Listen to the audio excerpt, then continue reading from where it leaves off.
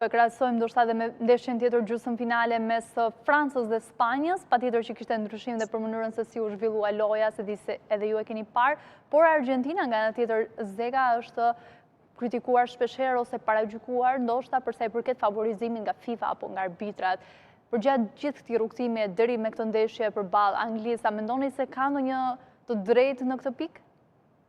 Shko, perceptimi botror, perceptimi dhe aq më tej, perceptimi shqiptarëve, por perceptimi i gjithë botës i tillë është. Neve na kanë thënë që vjet në shtator ju s'dini kampion, sulët duka, të gjithë thoshin gazetarët në studio, s'mund dalë Ignatia 4 herë çfarë bëhet. E para, pare që shpesh ky perceptim është i gabuar. E dyta është që unë mendoj që Argentina nuk vodhi asgjë, luajti, fitoi deri këtu, deri në finale dhe shkojnë në finale për 30 herë radhasi. Unë do të shtoj që nuk, nëse je normal, njëri normal, më gjeni një skuadër që ka humbur dhe asnjëherë nuk është ankuar dhe për arbitra. Të gjithë kurrëmbasin me arbitrat e ka.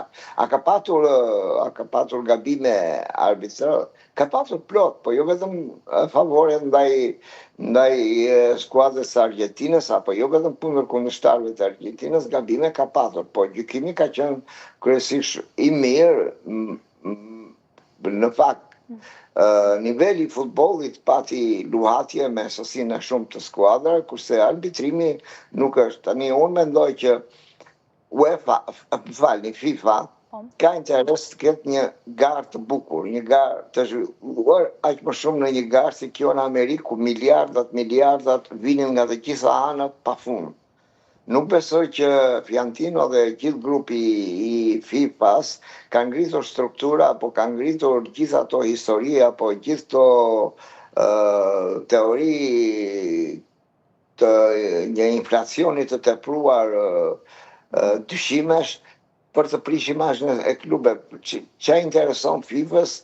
Argentina përballë imazhit të saj, parave të saj, detyrës së saj.